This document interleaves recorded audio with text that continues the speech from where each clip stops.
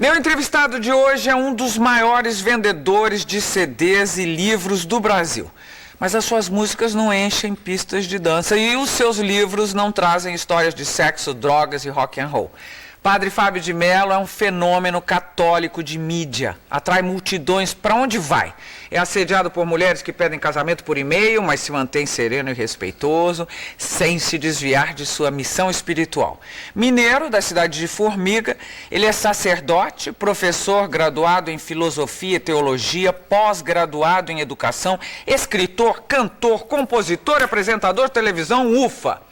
Padre Fábio de Mello está aqui para falar de tudo, inclusive sobre os debates atuais em torno da Igreja Católica, de pedofilia a dogmas. Você não sabia que ia falar disso, né, Não, Padre? mas não tem problema, não. Eu te chamo de Padre ou posso te chamar de Fábio? Pode chamar de Fábio. Mesmo? Não tem problema. Fábio, então vamos lá. Hoje, qualquer conversa envolvendo a Igreja inclui esse palavrão que é pedofilia, não é? É um tema atualíssimo, abordado pelas mais altas esferas católicas, e inclusive o Papa Bento XVI, falando sobre isso, liberou para nós, eu acho. Então eu estou escolhendo esse tema terrível para começar a nossa entrevista. Pedofilia é uma doença, segundo Aurélio, representada por desejo forte e repetido de práticas sexuais com crianças pré-púberes. Houve denúncias envolvendo religiosos na Europa e nos Estados Unidos e hoje a Igreja reconhece que o problema existe. Mas não deve ter sido fácil tratar, ou não deve estar sendo fácil tratar desse assunto tão espinhoso. Fábio, por que agora? O que mudou? Por que esse tema deixou de ser tabu? Talvez pela própria necessidade de esclarecer o fato, né? O Dom Geraldo, o presidente da CNBB, teve uma fala muito pertinente quando ele disse que para o crime é preciso haver a punição, para o pecado é preciso haver a misericórdia e para a doença é preciso haver o tratamento. A partir do momento que nós sabemos, a pedofilia ela é um problema que está em todo o tecido social, né? E por acaso existem padres que também são pedófilos pela própria facilidade que às vezes têm da autoridade religiosa. A autoridade religiosa é uma coisa muito perigosa. Da convivência com crianças. Da convivência com crianças, com coroinhas. Então, de repente, aquele que tem esse desvio, essa doença, essa fragilidade terrível, ele tem uma facilidade muito grande de chegar ao coração dessas crianças. E a Igreja, num determinado momento, percebeu que não tinha mais como lidar da maneira como lidava antes. De maneira muito ingênua, Gabi, nem creio que seja maldade. Muitos bispos agiram de maneira muito incauta, apenas fazendo a transferência dos padres. E isso não resolve o problema, você apenas desloca. Você leva um problema de um lugar para outro, a partir do momento que você tem um ser humano doente e ele causou esse problema, esse trauma na vida de uma criança num determinado lugar. Se ele é apenas transferido para outro, é natural que esse problema vá ser levado para lá. Você acha que esses padres deveriam ser penalizados como são os pedófilos? Não tenho dúvida, sem batina? Não tenho dúvida, é um crime isso, né? E não é porque é padre vai ter que ser protegido. Não é porque eu sou padre que eu estou livre das minhas responsabilidades jurídicas, sociais, o meu comportamento como padre. Eu tenho que ter uma conduta de acordo com aquilo que a sociedade espera de mim. Com todo respeito, você passou anos em seminários, você fez toda a formação que se exige de um padre. Você presenciou ou ficou sabendo de atos de pedofilia ou até, se me permite, foi vítima de algum abuso nesse sentido? Sexual? Não, graças a Deus eu vivi dentro de um seminário.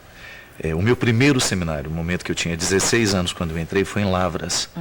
E nós éramos muito bem dirigidos pelo padre Maurício Leão, que é um conterrâneo meu também, um homem de extrema capacidade, um homem muito, muito centrado, um sacerdote de verdade.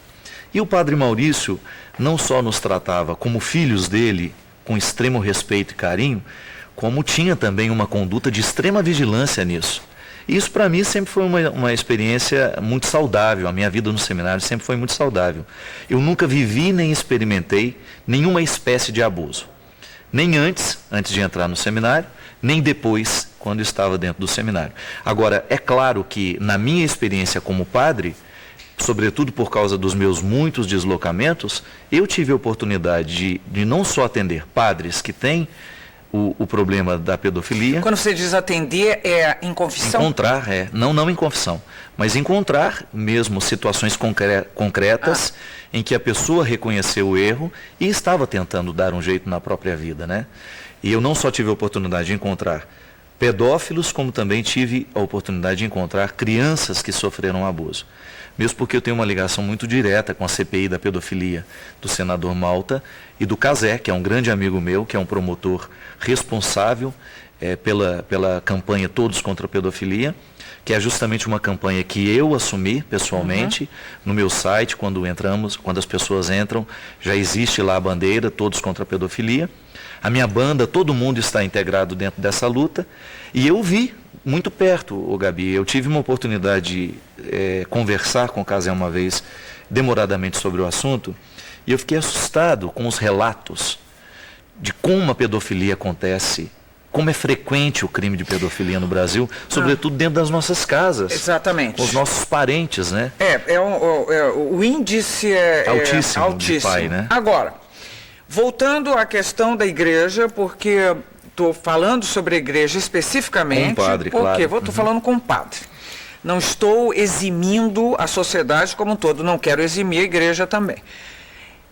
Revendo a posição, a igreja revendo sua posição quanto à pedofilia, ela não teria que obrigatoriamente passar a encarar a homossexualidade, inclusive a admitir e a tolerar o fato de que a homossexualidade é da natureza humana, e também questionar o celibato? Veja bem, quando nós temos um debate tão sério quanto é a pedofilia, eu acho que fica muito perigoso da nossa parte falar de homossexualidade, porque foi uma forma muito equivocada de analisar quando a gente... Eu não me coloco nesse grupo porque jamais tive essa convicção. Mas em muitos lugares você encontra pessoas que associam a pedofilia imediatamente à homossexualidade. Isso é um desrespeito profundo, né? Não foi o meu caso, eu estou dizendo, mas também nesse instante há a possibilidade de ter que encarar essa verdade que existe. Hoje a igreja tem muita consciência que ela precisa descobrir uma forma melhor de tratar o homossexual.